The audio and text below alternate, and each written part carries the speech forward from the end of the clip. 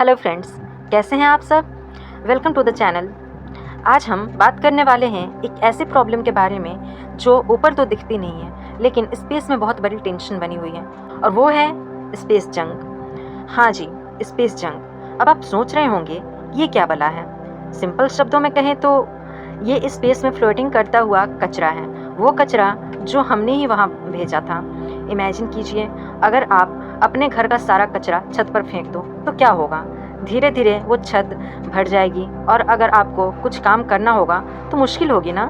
Space में भी कुछ ऐसा ही हो रहा है। तो चलिए आज इस वीडियो में हम स्पेस जंक के हर पहलुओं को डिटेल में देखेंगे। ये क्या है, ये कैसे बनता है, इसके क्या खतरे हैं और हम इससे कैसे निपट सकते हैं। पूरी बात जानने के लिए वीडियो को एंड तक जरूर देखिए। अब सबसे पहला सवाल तो ये है कि ये स्पेस जंक एग्जैक्टली होता क्या है। देखिए, जब हम कोई सैटेलाइट लॉन्च करते हैं या कोई रॉकेट भेजते हैं तो उसके बहुत सारे पार्ट्स होते हैं जो मिशन के बाद बेकार हो जाते हैं, जैसे कि रॉकेट के स्टेजेस जो अपना काम करने के बाद अलग हो जाते हैं, या फिर वो सैटेलाइट्स जो अब काम नहीं कर रहे हैं, डेड हो गए हैं। ये सब चीज़ें स्पेस में ही ऑर्बिट करती रहती हैं और इन्हीं को हम स्पेस जंक कहते हैं। सिर्फ बड़े बड़े पार्ट्स ही नहीं, छोटे छोटे टुकड़े भी स्पेस जंक में शामिल हैं। पेंट के फ्लेक्स जो सैटेलाइट्स और रॉकेट्स से निकलते हैं, धूल के कण जो किसी कोलिजन से बनते हैं, यहाँ तक कि वो टूल्स भी जो कभी एस्ट्रोनॉट्स से स्पेस वॉक के दौरान गलती से छूट गए थे, ये सभी स्पेस में तेज़ी से घूम रहे हैं। आप ये जानकर हैरान होंगे कि स्पेस जंक की स्पीड बहुत ज़्यादा होती है। ये हज़ारों किलोमीटर प्रति घंटे की रफ्तार से ऑर्बिट करते हैं। इतनी स्पीड से अगर एक छोटा सा पेंट का टुकड़ा भी किसी काम कर रहे सैटेलाइट या इंटरनेशनल स्पेस स्टेशन से टकरा जाए तो बहुत बड़ा नुकसान हो सकता है। इमेजिन कीजिए, एक बुलेट की स्पीड से कोई छोटी सी चीज़ आपकी गाड़ी से टकरा जाए तो क्या होगा। स्पेस में तो और भी खतरा है। तो बेसिकली स्पेस जंक में वो सारी मैन मेड चीज़ें शामिल हैं जो अब स्पेस में किसी काम की नहीं रही और ऑर्बिट कर रही है। इनमें dead satellite, used rocket bodies, mission related debris और जैसे कि लेंस कैप, टाइज रैप और फ्रैगमेंटेड डेब्रीज जैसे कि कोलिजन से बने टुकड़े, सब कुछ आता है। अब आप सोच रहे होंगे कि ये स्पेस जंक इतना इम्पोर्टेंट क्यों है। क्या ये सिर्फ एक नज़ारे का हिस्सा नहीं है? नहीं दोस्तों, ये एक बहुत सीरियस प्रॉब्लम है। आगे हम इसके खतरों के बारे में डिटेल में बात करेंगे। तो अब हम ये समझते हैं कि इतना सारा स्पेस जंक आया कहाँ से, इसके मेन रीजंस क्या हैं।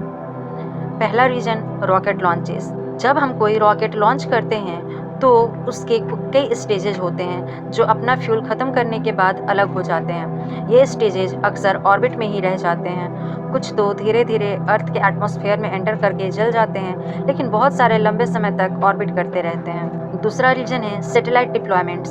सैटेलाइट्स के ऑर्बिट में डिप्लॉय करते वक्त भी कुछ छोटे मोटे पार्ट्स अलग हो जाते हैं, जैसे कि अडाप्टर रिंग्स या डिप्लॉयमेंट मैकेनिज्म्स। ये भी स्पेस जंक का हिस्सा बन जाते हैं। Third reason, satellite failures. कई बार सैटेलाइट्स अपनी लाइफ ख़त्म करने के बाद या किसी टेक्निकल प्रॉब्लम्स की वजह से काम करना बंद कर देते हैं। अगर इन सैटेलाइट्स को सेफली डी ऑर्बिट नहीं किया गया तो ये भी स्पेस जंक बन जाते हैं। Fourth reason is collision. ये सबसे खतरनाक रीजन है स्पेस जंक बढ़ने का।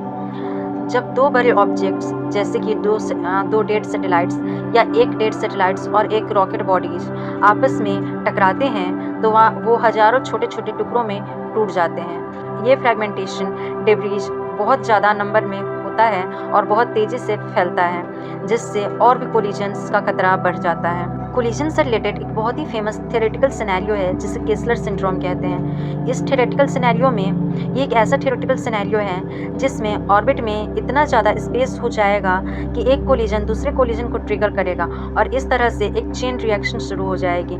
इससे लो अर्थ ऑर्बिट में ट्रैवल करना और सैटेलाइट्स ऑपरेट करना बहुत मुश्किल हो जाएगा। हम अभी उस लेवल पर तो नहीं पहुँचे हैं, लेकिन अगर हमने ध्यान नहीं दिया तो वहाँ तक पहुँच सकते हैं। Fifth reason is anti satellite weapons, यानी कि एसैट वेपन्स। कुछ कंट्रीज ने अपनी एंटी सैटेलाइट वेपन्स का टेस्ट किया है, जिसमें उन्होंने ऑर्बिट में अपने ही एक सैटेलाइट को मिसाइल से डिस्ट्रॉय कर दिया।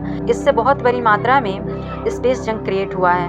2007 में चाइना और 2019 में इंडिया ने ऐसे टेस्ट किए थे, जिनकी इंटरनेशनल लेवल पर बहुत आलोचना हुई थी, क्योंकि इससे बहुत सारा अनकंट्रोलेबल डिब्रीज बन गया था। तो ये कुछ मेन रीजन हैं जिनसे स्पेस जंक क्रिएट होता है। इंसानी एक्टिविटीज़ ही प्रॉब्लम की जड़ है। अब हम ये समझ गए हैं कि स्पेस जंक क्या है और ये कैसे बनता है, तो ये जानना बहुत ज़रूरी है कि इसके खतरे क्या हैं। स्पेस जंक सिर्फ एक एस्थेटिक प्रॉब्लम नहीं है, बल्कि ये हमारे स्पेस एक्टिविटीज़ और फ्यूचर के लिए बहुत बड़ा थ्रेट है। पहला रिस्क है collision risk for operational satellite. Space में बहुत सारे सैटेलाइट्स हैं जो हमारे डेली लाइफ के लिए बहुत इंपॉर्टेंट हैं। Communication, navigation, weather forecasting, scientific research, ये सब सैटेलाइट के थ्रू ही होते हैं। स्पेस जंक इन सैटेलाइट्स के लिए डायरेक्ट खतरा है। अगर कोई फास्ट मूविंग जंक का टुकड़ा किसी वर्किंग सैटेलाइट से टकरा जाए तो वो सैटेलाइट्स डैमेज हो सकता है या कम्प्लीटली डिस्ट्रॉय भी हो सकता है। इससे हमारी कम्युनिकेशन सिस्टम और अदर सर्विसेज पर भी बहुत बुरा असर पड़ सकता है। सैटेलाइट्स को इस खतरे से बचाने के लिए ऑपरेटर्स को कॉन्स्टेंटली ट्रैक करना पड़ता है कि कोई बड़ा जंक उनके सैटेलाइट के पास तो नहीं आ रहा है। अगर खतरा दिखता है तो सैटेलाइट को मैन्यूवर करना पड़ता है, यानी उसकी ऑर्बिट को थोड़ा चेंज करना पड़ता है ताकि टक्कर से बचा जा सके। ये मैन्यूवर बहुत कॉस्टली होते हैं और सैटेलाइट्स के फ्यूल्स को भी कंज्यूम करते हैं, जिससे उनकी ऑपरेशनल लाइफ कम हो जाती है। दूसरा रिस्क है threat to the international space station and astronauts. International space station में एस्ट्रोनॉट्स रहते हैं और वहाँ पर इंपॉर्टेंट रिसर्च करते हैं। स्पेस जंक उनकी सेफ्टी के लिए भी बहुत बड़ा खतरा है। इंटरनेशनल स्पेस स्टेशन को भी रेगुलरली मैन्यूवर करना पड़ता है ताकि वो बड़े जंक के टुकड़े से बच सकें। अगर कोई बड़ा टुकड़ा इंटरनेशनल स्पेस स्टेशन से टकरा जाए तो बहुत डिवास्टेटिंग हो सकता है। छोटे मोटे डेब्रिज से बचने के लिए इंटरनेशनल स्पेस स्टेशन में स्पेशल शील्डिंग लगी हुई है, लेकिन अगर कोई बड़ा टुकड़ा टकरा जाए तो ये शील्डिंग भी काम नहीं करेगी। एस्ट्रोनॉट्स को स्पेस वॉक के दौरान भी इसका खतरा रहता है। उनके स्पेस सूट भी हाई स्पीड जंक से डैमेज हो सकते हैं। Third risk is hindrance to future space mission. अगर स्पेस जंक की प्रॉब्लम बढ़ती रही तो फ्यूचर में स्पेस मिशन लॉन्च करना और ऑपरेट करना बहुत मुश्किल हो जाएगा। लो अर्थ ऑर्बिट, जो कि कम्युनिकेशन और अर्थ ऑब्जर्वेशन सैटेलाइट के लिए बहुत इंपॉर्टेंट है, वो जंक से इतना भर सकता है कि वहाँ से सेफ पैसेज मिलना भी मुश्किल हो जाएगा। इससे स्पेस एक्सप्लोरेशन की कॉस्ट भी बहुत बढ़ जाएगी, क्योंकि हर मिशन को जंक से बचाने के लिए एक्स्ट्रा प्रिकॉशंस लेने पड़ेंगे और ज़्यादा फ्यूल कैरी करना पड़ेगा। हो सकता है कि कुछ ऑर्बिट्स तो कम्प्लीटली अनयूजेबल हो जाएं। Fourth is environmental impact. जब स्पेस जंक अर्थ के एटमॉस्फेयर में री एंटर करता है तो ज़्यादातर तो वो जल जाता है, लेकिन बड़े बड़े टुकड़े पूरी तरह से नहीं जल पाते हैं और वो अर्थ पर गिर सकते हैं। वैसे तो अभी तक किसी के स्पेस जंक से सीरियसली हर्ट होने का कोई बड़ा इंसिडेंट नहीं हुआ है, लेकिन ये पॉसिबिलिटी तो है ही। और अगर कोई बड़ा पीस किसी पॉपुलेटेड एरिया में गिर जाए तो बहुत बड़ा नुकसान हो सकता है। इसके अलावा कुछ एक्सपर्ट्स ये भी मानते हैं कि स्पेस जंक के री एंट्री से एटमॉस्फेयर की केमिस्ट्री पर भी कुछ माइनर असर पड़ सकता है, ऑल्दो इस पर अभी ज़्यादा रिसर्च चल रही है। Fifth is economic impact. Satellite हमारी इकॉनमी के लिए बहुत इंपॉर्टेंट है। अगर सैटेलाइट डैमेज हो जाते हैं या उनकी ऑपरेशनल लाइफ कम हो जाती है तो इसका डायरेक्ट इकोनॉमिक लॉस होता है। Satellite communication, GPS based services, weather forecasting, इन सब पर असर पड़ेगा। फ्यूचर स्पेस इंडस्ट्रीज जैसे कि स्पेस टूरिज्म या एस्टेरॉयड माइनिंग भी स्पेस जंक की वजह से अफेक्टेड हो सकते हैं। तो आप देख सकते हैं कि स्पेस जंक सिर्फ एक छोटी सी प्रॉब्लम नहीं है, ये हमारे प्रेजेंट और फ्यूचर स्पेस एक्टिविटीज़ के लिए बहुत बड़ा खतरा है, जिससे निपटना बहुत ज़रूरी है। अब आपके दिमाग में ये सवाल आ रहा होगा कि ऊपर कितना स्पेस जंक है, क्या हमने सच में इतना कचरा जमा कर दिया है? जवाब है हाँ, और ये अमाउंट बहुत ज़्यादा है। साइंटिस्ट एस्टिमेट करते हैं कि ऑर्बिट में लाखों टुकड़े स्पेस जंक के हैं। इनमें 34,000 से ज़्यादा ऑब्जेक्ट ऐसे हैं जो 10 सेंटीमीटर से बड़े हैं। ये इतने बड़े हैं कि रडार से ट्रैक किए जा सकते हैं। इनमें डेड सैटेलाइट्स और रॉकेट बॉडीज शामिल हैं। 9 लाख से ज़्यादा ऑब्जेक्ट ऐसे हैं जो 1 सेंटीमीटर से 10 सेंटीमीटर के बीच में हैं। ये बहुत छोटे होते हैं, इसलिए ट्रैक करना मुश्किल होता है, लेकिन अगर ये किसी सैटेलाइट से टकरा जाए तो भी सिग्निफिकेंट डैमेज कर सकते हैं। 128 मिलियन से ज़्यादा ऑब्जेक्ट ऐसे हैं जो 1 मिलीमीटर से भी छोटे हैं। ये पेंट के फ्लेक्स या कोलिजन से बने और भी छोटे टुकड़े हैं। इतने छोटे होने के बाद भी हाई स्पीड की वजह से ये किसी स्पेसक्राफ्ट की आउटर लेयर को इरोड कर सकता है। और ये नंबर्स तो सिर्फ एस्टिमेट्स हैं। असलियत में इससे भी ज़्यादा जंक ऑर्बिट में हो सकते हैं जिसे हम ट्रैक नहीं कर पा रहे हैं। स्पेस जंक मेनली लो अर्थ ऑर्बिट में कंसंट्रेटेड है, जो कि अर्थ के सरफेस से लगभग 200 से 2000 किलोमीटर की एल्टीट्यूड पर है। ये वो रीजन है जहाँ पर ज़्यादातर कम्युनिकेशन और अर्थ ऑब्जर्वेशन सैटेलाइट्स ऑपरेट करते हैं, और इंटरनेशनल स्पेस स्टेशन भी इसी ऑर्बिट में है। मीडियम अर्थ ऑर्बिट जहाँ जीपीएस सैटेलाइट हैं, और जियो सिंक्रोनस ऑर्बिट जहाँ कम्युनिकेशन और वेदर सैटेलाइट हैं, वहाँ पर भी स्पेस जंक मौजूद है, लेकिन लो अर्थ ऑर्बिट जितना डेंस नहीं है। तो बेसिकली स्पेस के कुछ हिस्से तो अब एक तरह से कचरे के ढेर बन गए हैं, और अगर हमने इस प्रॉब्लम को सॉल्व नहीं किया तो ये और भी बढ़ता जाएगा। अगर स्पेस जंक इतना खतरनाक है तो क्या हम इसे ट्रैक नहीं करते हैं? जवाब है, करते हैं। कुछ ऑर्गेनाइजेशंस और एजेंसीज हैं जो स्पेस जंक को ट्रैक करने के लिए काम करती हैं। नोराड यानी कि north American aerospace defence command, जो कि यूएस और कनाडा का एक जॉइंट ऑर्गेनाइजेशन है, वो सबसे बड़ा नेटवर्क ऑपरेट करता है जो ऑर्बिट में बड़े ऑब्जेक्ट को ट्रैक करता है। वो रडार और टेलीस्कोप के इस्तेमाल करते हैं ताकि ये पता लगा सकें कि कोई ऑब्जेक्ट कहाँ पर और किस तरह से जा रहा है। इस डेटा को सैटेलाइट ऑपरेटर्स के साथ शेयर किया जाता है ताकि वो अपने सैटेलाइट्स को कोलिजन से बचा सकें। NASA, national aeronautics and space administration, और ईएसए यानी कि यूरोपियन स्पेस एजेंसी भी स्पेस जंक को ट्रैक करने और इसकी प्रॉब्लम्स को समझने के लिए रिसर्च करते रहते हैं। वो मॉडल्स बनाते हैं जिससे ये प्रिडिक्ट किया जा सके कि फ्यूचर में स्पेस जंक का डिस्ट्रीब्यूशन कैसा होगा और कोलिजन का क्या रिस्क है।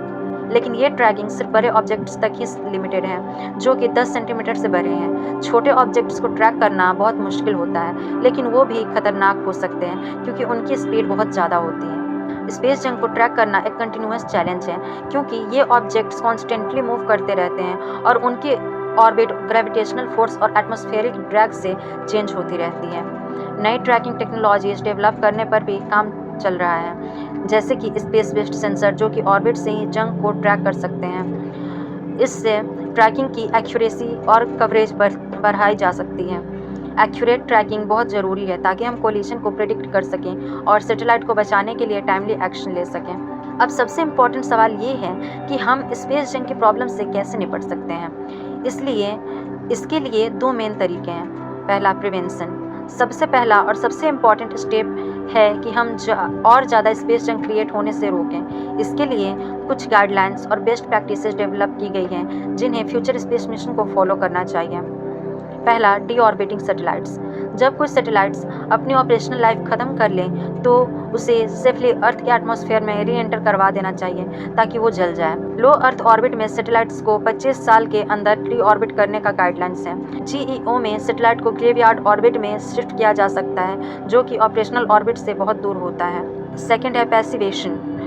रॉकेट बॉडीज और सैटेलाइट में जो बचा हुआ फ्यूल या प्रेशर होता है उसे रिलीज कर देना चाहिए ताकि एक्सप्लोजन का खतरा कम हो सके। एक्सप्लोजन ऑर्बिट में और भी ज़्यादा जंक क्रिएट कर सकते हैं। Third is collision avoidance. Mission planners को ऐसे ट्रैजेक्टरीज अवॉइड करने चाहिए जिससे ऑर्बिट में मौजूद बड़े ऑब्जेक्ट से टक्कर होने का रिस्क हो। सैटेलाइट्स को भी कोलिजन अवॉइडेंस मैन्यूवर्स करने की कैपेबिलिटीज होनी चाहिए। Fourth is minimising mission related debris. Mission के दौरान जो भी पार्ट्स अलग होते हैं उन्हें कम से कम रखना चाहिए और ये इंश्योर करना चाहिए कि वो जल्दी से डी ऑर्बिट हो जाएं या फिर स्पेसक्राफ्ट से डिटर्ड रहें। Fifth is responsible asset testing. Anti satellite weapons के टेस्ट से बहुत ज़्यादा डेब्रिज बनता है। इंटरनेशनल कम्युनिटीज़ को इस तरह के डिस्ट्रक्टिव टेस्ट को डिस्करेज करना चाहिए और अल्टरनेटिव्स ढूंढने चाहिए। ये सब प्रिवेंशन के तरीके हैं जो फ्यूचर में स्पेस मिशन को प्रॉब्लम्स को बढ़ने से रोकने में मदद कर सकते हैं। लेकिन जो जंक ऑलरेडी ऑर्बिट में है उसका क्या करें? इसके लिए हमें रिमेडिएशन यानी कि सफाई करनी चाहिए। ऑर्बिट में जो इतना सारा जंक जमा हो गया है उसे साफ करना भी बहुत ज़रूरी है। ये एक बहुत बड़ा और चैलेंजिंग काम है, लेकिन साइंटिस्ट और इंजीनियर्स इसके लिए इनोवेटिव तरीके से सोच रहे हैं। इन्हें एक्टिव डेब्रिज रिमूवल टेक्निक्स कहते हैं। कुछ प्रॉमिसिंग एडीआर टेक्निक्स में शामिल हैं, जैसे कि टेथर ड्रैग सेल। ये एक बड़ा सा हल्का सेल होता है जिसे डेड सैटेलाइट या रॉकेट बॉडी से अटैच किया जा सकता है। एटमॉस्फेयर के ड्रैग की वजह से इस सेल पर फोर्स लगता है, जिससे ऑब्जेक्ट की ऑर्बिट धीरे धीरे नीचे आती है और वो इवेंचुअली एटमॉस्फेयर में जल जाता है। ये टेक्निक्स बड़े ऑब्जेक्ट्स को डी ऑर्बिट करने के लिए रिलेटिवली सिंपल और कॉस्ट इफेक्टिव हो सकती है। Second is net capture. इस टेक्निक्स में एक जाल का इस्तेमाल किया जाता है जिससे टारगेट जंक ऑब्जेक्ट को पकड़ लिया जाता है। फिर उस जंक को या तो एटमॉस्फेयर में री एंटर करवा दिया जाता है या फिर किसी जंक कलेक्टर स्पेसक्राफ्ट में स्टोर कर लिया जाता है। Third is harpoon capture. एक और तरीका है हार्पून का इस्तेमाल करना। एक स्पेसक्राफ्ट एक हार्पून फायर करता है जो टारगेट जंक और ऑब्जेक्ट में घुस जाता है और फिर उसे कंट्रोल किया जा सकता है। ये टेक्निक उन ऑब्जेक्ट के लिए यूजफुल हो सकती है जिनमें कोई कैप्चर पॉइंट नहीं है। Fourth is robotic arm capture. कुछ प्रपोजल्स में रोबोटिक आर्म्स का इस्तेमाल करने की बात की गई है। एक स्पेसक्राफ्ट ऑर्बिट में जाकर अपने रोबोटिक आर्म्स से जंक ऑब्जेक्ट को पकड़ेगा और फिर उसे डी ऑर्बिट करेगा। ये टेक्निक ज़्यादा कंट्रोल्ड हो सकती है लेकिन ज़्यादा कॉम्प्लेक्स भी है। Ion beam shepherd. ये एक फ्यूचरिस्टिक कॉन्सेप्ट है जिसमें एक स्पेसक्राफ्ट आयन बीम फायर करके बिना फिजिकली टच किए जंक ऑब्जेक्ट की ऑर्बिट को बदल देगा। आयन बीम से लगने वाला हल्का सा प्रेशर जंक को धीरे धीरे पुश करेगा। Fifth is lesser ablation. High powered lessors का इस्तेमाल करके जंक ऑब्जेक्ट की सरफेस को वेपराइज किया जा सकता है। इससे जो थ्रस्ट मिलेगा वो जंक की ऑर्बिट को धीरे धीरे कम करेगा। ये टेक्निक छोटे जंक पार्टिकल्स के लिए ज़्यादा सुटेबल हो सकती है। इन सभी ADR टेक्निक्स में अपने चैलेंजेज और एडवांटेजेस हैं। अभी तक कोई भी टेक्निक वाइडली इम्प्लीमेंट नहीं हो पाई है। कुछ मिशंस ने इस टेक्निक्स को टेस्ट किया है, जैसे कि यूरोपियन स्पेस एजेंसी का रिमूव डेब्रिज मिशन, जिसने नेट कैप्चर और हार्पून टेक्निक का डिमॉन्स्ट्रेशन किया था। स्पेस जंक को साफ करना टेक्निकल तौर पर बहुत मुश्किल है। जंक ऑब्जेक्ट्स नॉन कोऑपरेटिव होते हैं, मतलब उन्हें कंट्रोल नहीं किया जा सकता। वो बहुत तेज़ी से घूम रहे होते हैं और उनके शेप्स और साइज अलग अलग होते हैं। इसके अलावा ADR मिशन बहुत कॉस्टली भी हो सकते हैं।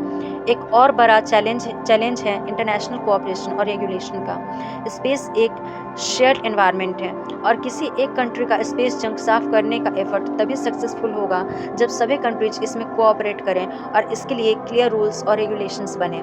तो स्पेस जंक को डील करना एक मल्टीफेसेटेड प्रॉब्लम है जिसमें प्रिवेंशन और रिमेडिएशन दोनों ही बहुत इंपॉर्टेंट है। अब सवाल ये आता है कि अगर हमने स्पेस जंक की प्रॉब्लम को सीरियसली नहीं लिया तो फ्यूचर में क्या हो सकता है। सबसे बड़ा डर तो केसलर सिंड्रोम का ही है, जिसके बारे में हमने पहले भी बात की थी। अगर ऑर्बिट में जंक का डेंसिटी इतना बढ़ गया कि कोलिजन एक चेन रिएक्शन शुरू कर दे तो लियो एनवायरनमेंट हमारे लिए और फ्यूचर जनरेशन के लिए अनयूजेबल हो सकता है। हमारे communication satellites, GPS, earth observation सब कुछ खतरे में पड़ जाएगा। फ्यूचर स्पेस मिशन जैसे कि मून और मार्स पर ह्यूमन कॉलोनीज बनाना या एस्टेरॉयड माइनिंग करना भी स्पेस जंक की वजह से मुश्किल हो सकता है। लॉन्च व्हीकल्स को ऑर्बिट तक पहुंचाने और वहां मैन्यूवर करने में ज़्यादा खतरा होगा। स्पेस टूरिज्म इंडस्ट्रीज के लिए भी ये एक बहुत बड़ा सेटबैक हो सकता है। टूरिस्ट को सेफली ऑर्बिट तक ले जाना और वापस लाना और भी रिस्की हो जाएगा अगर ऑर्बिट जंक से भरा हुआ है। लेकिन ऐसा नहीं है कि सब कुछ डूम एंड ग्लूम है।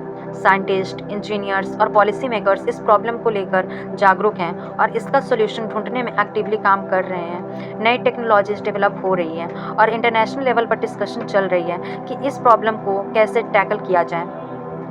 फ्यूचर में हम शायद ऐसे सैटेलाइट्स और रॉकेट्स देखें जो खुद ही डी ऑर्बिट हो सकते हैं या जिनसे हम कम से कम डेब्रिज निकलेगा।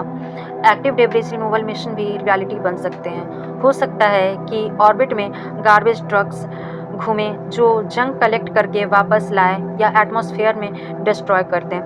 स्पेस सस्टेनेबिलिटी अब एक बहुत इंपॉर्टेंट कॉन्सेप्ट बन गया है। हम सबकी ये रिस्पॉन्सिबिलिटी है कि हम स्पेस एनवायरनमेंट को साफ और सेफ रखें ताकि फ्यूचर जनरेशन भी इसका फ़ायदा उठा सकें।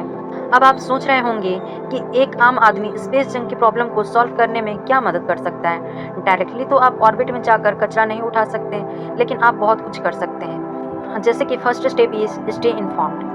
स्पेस जंक के बारे में जानकारी रखें और दूसरों को भी इसके बारे में बताएं। अवेयरनेस बढ़ाना बहुत ज़रूरी है। Second is support sustainable space practices. उन कंपनीज और ऑर्गेनाइजेशन को सपोर्ट करें जो रिस्पॉन्सिबल स्पेस एक्टिविटीज़ को प्रमोट करते हैं और स्पेस जंक को कम करने के लिए काम करते हैं। Third is advocate for stronger regulations. अपने देश के पॉलिसी मेकर्स को इनकरेज करें कि वो स्पेस डेब्रिज मिटिगेशन और रिमूवल के लिए स्ट्रॉन्ग इंटरनेशनल रेगुलेशंस और एग्रीमेंट को सपोर्ट करें। Fourth is education. अगर आप स्टूडेंट हैं तो स्पेस सस्टेनेबिलिटी और स्पेस लॉ जैसे फील्ड में करियर बनाने के बारे में सोच सकते हैं। फ्यूचर में आप इस प्रॉब्लम का सोल्यूशन निकालने में इंपॉर्टेंट रोल प्ले कर सकते हैं। Fifth is reduce your own waste. Although directly related नहीं है, लेकिन अर्थ पर कम वेस्ट प्रोड्यूस करना और रिसाइकलिंग करना एक जनरल माइंडसेट को प्रमोट करता है जो रिसोर्सेज के को रिस्पॉन्सिबिलिटी यूज करने की इंपॉर्टेंस को समझाता है, चाहे वो अर्थ हो या स्पेस। हर एक छोटा कदम भी बड़ा बदलाव ला सकता है। स्पेस हम सबका है और इसकी सेफ्टी और सस्टेनेबिलिटी हम सबकी जिम्मेदारी है। तो फ्रेंड्स, ये थी स्पेस जंग की कहानी। उम्मीद है आपको समझ में आया होगा कि कितनी इंपॉर्टेंट और सीरियस प्रॉब्लम है। स्पेस एक्सप्लोरेशन और यूटिलाइजेशन का फ्यूचर इस बात पर डिपेंड करता है कि हम इस साइलेंट थ्रेट को कितनी इफेक्टिवली हैंडल करते हैं। आप क्या सोचते हैं स्पेस जंग के बारे में? कमेंट में अपनी राय ज़रूर बताइए। अगर आपको ये वीडियो इन्फॉर्मेटिव लगे तो इसे लाइक करें, शेयर करें और हमारे चैनल को सब्सक्राइब करना ना भूलें, ताकि आपको ऐसे ही और इंटरेस्टिंग वीडियोज़ मिलती रहें। Thank you so much. मिलते हैं